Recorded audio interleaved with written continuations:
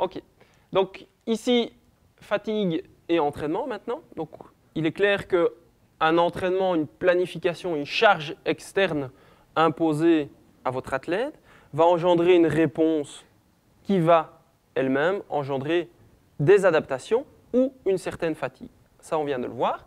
Mais il est important de bien définir cette notion de fatigue. Alors cette notion de fatigue ici, elle illustre en fait un consensus statement qui est proposé par le Conseil européen des sciences du sport et un article proposé par Romain Meussen de la VUB qui est très bien fait et qui permet justement de faire un état des lieux sur les définitions de la fatigue. Alors ce n'est pas la fatigue lors d'une séance, mais la fatigue généralisée suite à l'application d'une certaine charge d'entraînement et d'un plan d'entraînement. Et donc on repart de notre schéma de base avec la dose, la réponse, et on distingue ici la réponse classique avec la top performance, et puis lorsque j'ai une dose qui dépasse la capacité de mon athlète, eh bien un état de fatigue peut s'installer avec comme risque une augmentation du potentiel de blessure, si on veut appeler ça comme ça. Alors, première définition, c'est la fatigue aiguë. Qu'est-ce que cette fatigue aiguë? Eh bien, c'est la mise en place d'un entraînement, d'un bloc d'entraînement, d'accord? Eh bien, l'athlète va se fatiguer. C'est normal. C'est aussi un petit peu, entre guillemets, un des buts recherchés. Pourquoi? Ben, souvenez-vous, Matveyev, une charge de travail provoque une fatigue et après récupération, on obtient une compensation, une surcompensation. Un des principes de base de l'entraînement. Et donc, si on analyse le niveau de performance de l'athlète, avant et après, même si elle est fatiguée, cet athlète conserve un certain niveau de performance après le suivi du bloc d'entraînement.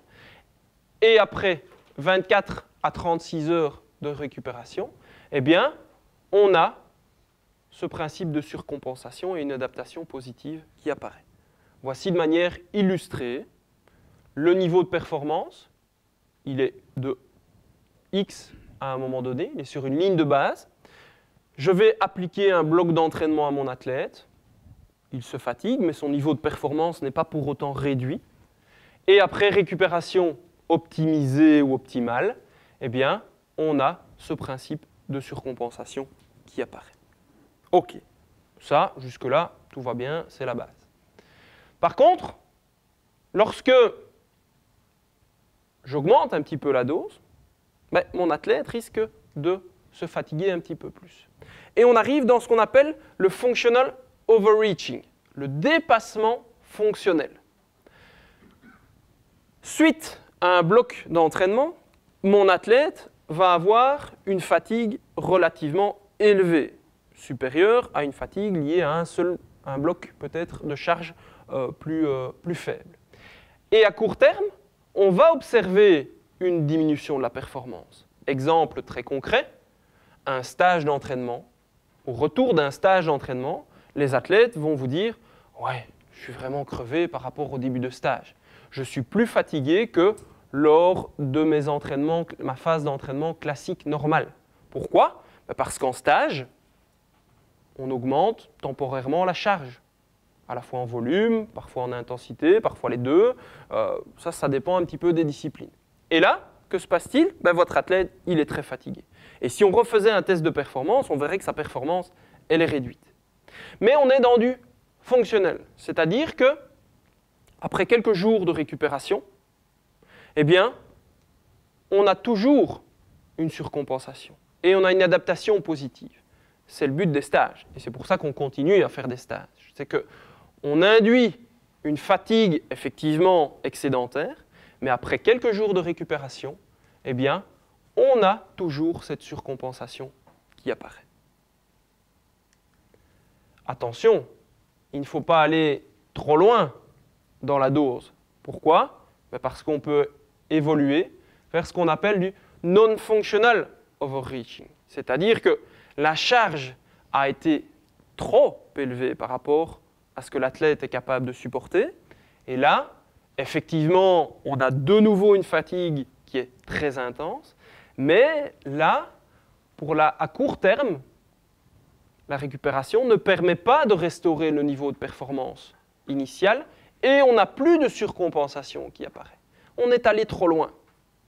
Et en général, eh bien, on peut espérer récupérer un niveau de base après une récupération de plusieurs semaines. Ça, c'était le modèle de l'armée. Pour pouvoir développer cette définition, eh bien, les papiers qui ont analysé justement ces états de fatigue ont souvent pris les modèles de l'armée, c'est-à-dire qu'ils prenaient un groupe de sujets de militaires qui allaient faire des manœuvres pendant X semaines, et puis au retour, ils en envoyaient quelques-uns qui étaient vraiment, vraiment cuits, et il leur fallait plusieurs semaines pour essayer de revenir à un niveau de base. D'accord ? Je n'ai pas fait l'armée, donc je ne sais pas ce que c'est, mais en tout cas, dans la littérature, c'est comme ça qu'ils l'ont analysé. Donc ça, finalement, c'est ce qui n'est pas recherché, évidemment, mais on peut encore s'en sortir, puisque après quelques semaines, le niveau de base peut revenir. Par contre, là, on arrive vers le dernier élément. Si on va vraiment, vraiment trop loin, on arrive dans l'overtraining syndrome. Donc on parle souvent de surentraînement. Il faut faire la distinction entre un syndrome de surentraînement vrai et le dépassement non fonctionnel.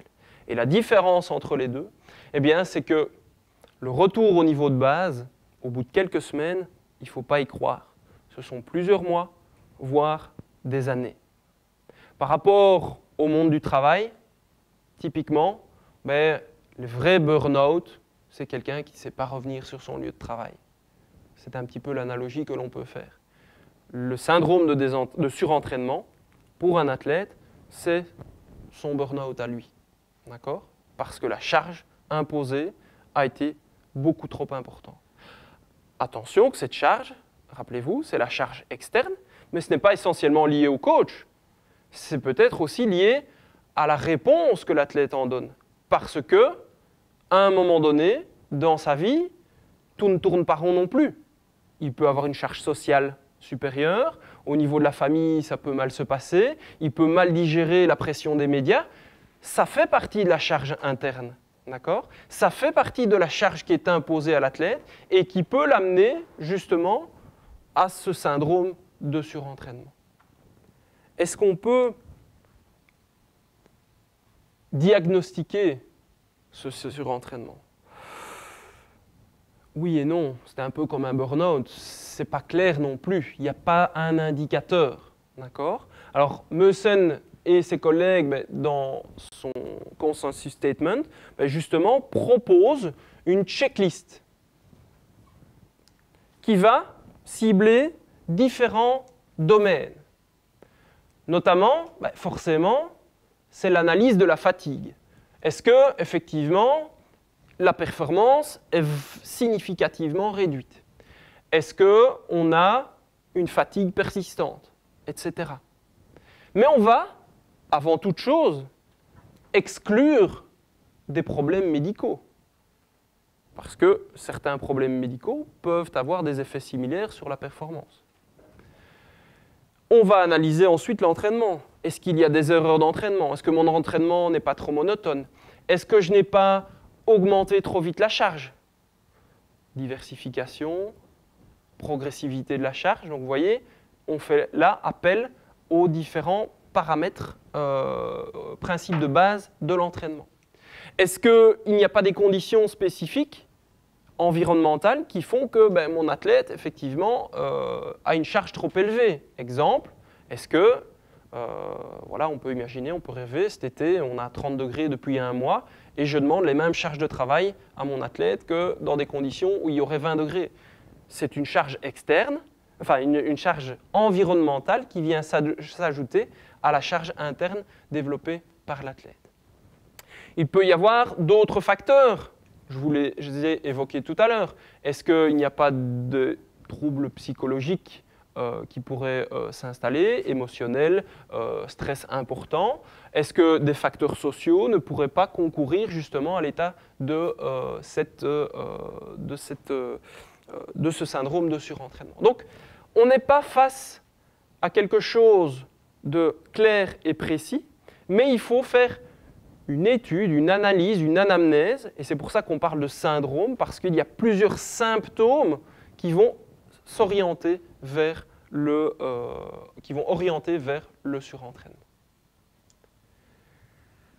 Ok, c'est bien, on a défini la fatigue, mais finalement, comment éviter ça? Est-ce qu'on peut prévenir? Ben oui, donc là vous avez un petit tableau qui permet de résumer justement les différentes perspectives que l'on vient d'envisager, mais il y a de la prévention possible. Et cette prévention, ben, elle doit être faite à la fois du côté du coach, qui planifie la charge externe, mais aussi au niveau de l'athlète, qui doit tenir le coach au courant de sa perception, de ses perceptions, pour éviter justement que la situation ne dégénère.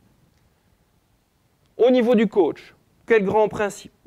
Première chose, c'est respecter les principes de l'entraînement de base. L'individualisation de la charge, la progressivité, etc. On ne va pas y revenir en long et en large. Restez aussi conscient qu'il y a une certaine charge interne, que la réponse de l'athlète ne peut ne pas correspondre exactement à la charge externe qui a été imposée, et que d'un jour à l'autre, ça peut varier. Il va donc individualiser cette charge en fonction de la réponse de l'athlète. Si on observe une diminution de la performance, il va devoir ajuster la charge externe qui est imposée. Ça ne sert à rien de se dire, ok, il y a le planning, il est là le planning, on doit faire le planning. Tu es fatigué, c'est pas grave, c'est que tu t'entraînes pas assez. Ça, c'est le grand cliché, mais ça arrive encore, je le vois encore sur le terrain. D'accord? Lorsque on observe, on décèle des premiers signes de fatigue, une des choses que le coach doit faire, c'est revenir en arrière et adapter la charge. Je réduis temporairement, ce n'est pas optimal, mais on va voir. Si tu réponds mieux, alors on pourra se permettre de recharger à nouveau, si je puis dire. D'accord? Et enfin, non, pardon, pas enfin, mais il faut aussi éviter tout ce qui est monotonie de l'entraînement, varier un petit peu les exercices. D'accord? Ça, c'est logique. On ne le voit pas très bien ici. C'est ça que je voulais dire. Et enfin, il doit communiquer avec son athlète. D'accord? C'est important. Communiquer sur la charge externe qu'il souhaite imposer, mais aussi communiquer sur l'intérêt pour l'athlète. Et il doit communiquer pour recevoir également les informations que l'athlète peut lui donner. D'où l'intérêt de mettre en place des méthodes de suivi de la charge interne au niveau perceptif et au niveau physiologique. L'athlète, de son côté, il a une partie du travail à faire. C'est qu'il doit essayer d'optimiser la récupération, sommeil, nutrition. On verra dans la présentation précédente, justement, comment peut-on optimiser, quelles sont les méthodes pour optimiser la récupération. Il doit aussi faire un effort sur lui-même et accepter de réduire son entraînement s'il se sent fatigué. Je suis dans le monde du triathlon et bien souvent, quand on est fatigué, on se dit « Allez, je vais en remettre quand même une couche parce que si je réduis mon entraînement, ça ne va pas aller pour la compétition suivante, donc je vais encore m'entraîner. » Non, si on est fatigué, à un moment donné, il faut pouvoir dire stop. Pas stop complètement, mais ralentir. Et ça, il faut l'accepter. Il y en a qui ont vraiment du mal à le faire. D'accord ? Il faut rester attentif aussi aux signes de son corps. Pouvoir dire, ok, c'est la même chose que la fatigue, mais si vous êtes malade, prenez 3 jours de récupération. Vous entraînez malade, ça ne va pas vous aider à être optimal dans la charge appliquée. Si vous les utilisez, c'est répondre de manière le plus honnête possible au questionnaire.